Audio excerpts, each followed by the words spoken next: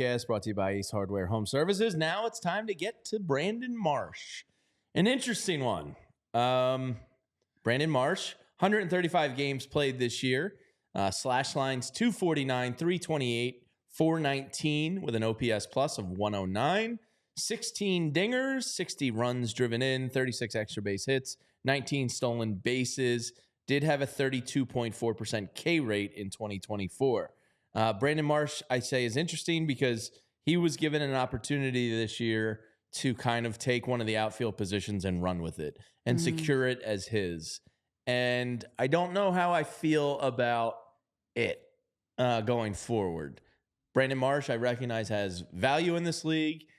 He hits righties very well, can't hit lefties yet, which is becoming concerning. He is probably a slightly below average range defender, certainly a better left fielder than he is a center fielder. His arm is, pretty quality in terms of Major League Baseball percentages. I have it right here. His arm strength is a 75th percentile. His arm value, 91st percentile. His range is 44th percentile. Now, offensively, I think we were all fine with Brandon Marsh in the field, right? Didn't really have any concerns or questions there. He is what he is there. Offensively, in almost the same exact amount of plate appearances from the year before, you were looking for improvements. And in most offensive categories, he stayed steady in runs, hits, RBIs, but plummeted in batting average, on base, slugging, and OPS plus. His K rate rose. His walks shrunk by 9 in almost the same amount of at-bats.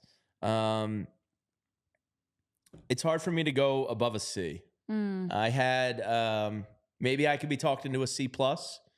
And let's go C+. I wrote down C, but I think C+ is a little more fair. Okay. But offensively, didn't do it for me this year. You wanted to, look, I'm not counting on the world for Brandon Marsh, but you did want to see some strides offensively where you felt good about going into next year as him as an everyday starter in either left or center. And do I feel good about it?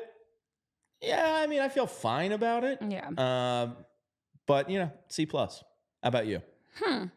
Yeah, this is a tricky one because the expectation for Brandon Marsh is obviously a little bit different.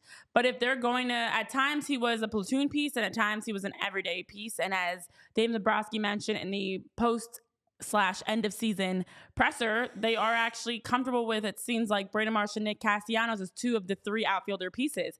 The issue is he's not an everyday guy right now. We don't see him righties and lefties. We're not seeing Brandon Marsh for both. There's still a lot of tinkering and platooning and back and forth. And I like the overall personality he brings. I know Ben Ace mentioned earlier, is he going to be the vibes guy? I do think he's one of the guys, when you talk about grits and blue collar and just the fight to want to do anything they can, Brandon Marsh does bring that edge and the energy and passion he shows. He's barking and he's all types of the hair, he does all the little things. Which I think does help, but I think that's a big part of his role. He's not someone that's I hate to say a vibes guy, but he really is that energy spark piece, essentially. He's the fun. He's the spark. He's the guy that fills in the blanks. Yeah. So for him to have this season of, as you mentioned, an opportunity to step up and be an everyday left fielder, even center fielder, it was disappointing to see that he didn't take advantage of that opportunity. I mean, and he had 36 total extra base hits this season. He had just 2 grounded in the double plays. He also had some struggles at times, obviously, with just his at-bats in general. But as you mentioned, with the 17 doubles, 3 triples he had, and 16 home runs, for Brandon Marsh, statistically, it is a step back from last season. And that is a concern. I mean, this is actually more reminiscent of his 2022 season. And of course, in 2022, it wasn't all just with the Phillies. It was also with the Angels. But it was actually a regression backwards for him. So to have a chance to take a major stride to lock in an everyday position and you actually give us less, mind you, it was very, very minor. It was 55 runs scored compared to 58 in 2023. It was 25 doubles compared to 17 this past season. So it was a very small dip, but it was a dip. And I wonder how much of that is because of all the mental up and down of his role. And I'm not blaming him fully for that, but you are a professional. You have to handle that. Whenever you're called on, whether you're a platoon piece or everyday piece, you've got to be ready. So he does need to be a little bit more tough. He's 26 years old. There are 25 and 26-year-old Juan Soto out here that are handling pressure in a big way. So, no, you're not Juan Soto, but Brandon Marsh, we have more expectations from you. You're not a prospect. You're not a youngster. So, I give him a C. I think he was just average. Yeah. I think it wasn't. We were the same. There were and then moments. I had one C+. Yeah, like I could see it. Same range. I see a C or C+. I think he's around that range. You just have more expectation for him. And to me, what he did this past season was okay. Yeah. I won't even say good. It was okay, but it's time. Like, we can't see this again. Guys like him, Bryson Stott, the daycare, essentially, you need more from. It's becoming close to him being what he is. Yeah. Right? Like, you kind of went into this year thinking there was going to be a next level and he was going to take a step up, and he kind of stayed remarkably consistent in a lot of stuff, dropped in others. And it's like, it's hard to really feel nuts good about him. Yeah, like his outfield play is solid. As a left fielder or center fielder, you feel okay with him there. Makes good plays, reads the ball well. It's got good speed to be able to get to the ball and anticipates well. But also offensively, if he's going to be your everyday outfielder, you can't rely on him being a guy that's going to produce offensively consistently. So C for consistent, but not consistently strong. And also, I think, as you mentioned, he's one of those guys who wonders, is this a fluke or is this really who he is? And I think this really is who Brandon Marsh is. Yeah. I think this is who he is. So if this is his bar, he's not right. to say you can't improve slightly, but once you show who you are for 2-3 years, and JP, you can hop in here, you kind of reach a plateau mark, right? Like where that next step isn't coming. And what he is fine.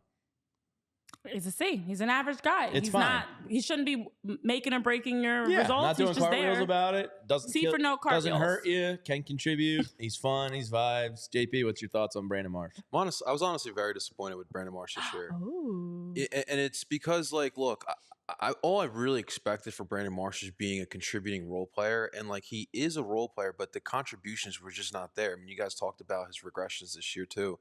And, like, it's really what it comes down to. I mean, like, think about it, guys. Like, going in the trade deadline, we need to find another left field option who can hit righties. Like, think about that. And so, like, to me, combining all that, it's why I was so disappointed in Brandon Marsh. I thought he would also take that next step. I'm going D+, guys. D+. D+. Wow. D is in dog?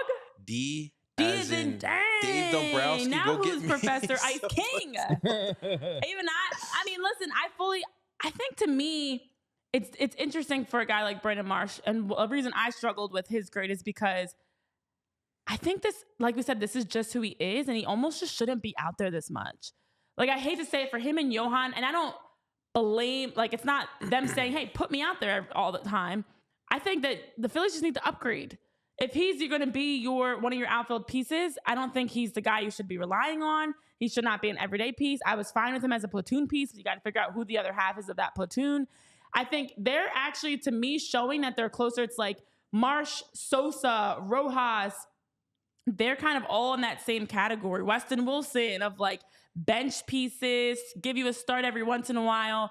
And I think, to be honest, this season was the year it was a make or break year to see, can he step into that role? Can he embrace that role? He did not, which shows me, give him a smaller role. Give him the role as the vibes guy. Let him speak to the fans before the final game of the regular season. Let him come in every once in a while. But I think to get the best productivity out of him, he should not be an everyday outfielder. Well, and I'd like him. The reality of the Philly situation, and look, Matt Gelb from The Athletic has said he is a guy that has value around the league. Yeah. If you are going to make some changes, Brandon Marsh can get you something. He's a cost-controlled, good outfielder with a decent bat that has some holes in his game. But he does have value. He could be here. He could not be here. Johan Rojas, well, like we talked about yesterday, if they were to become your center field platoon, they don't complement each other well.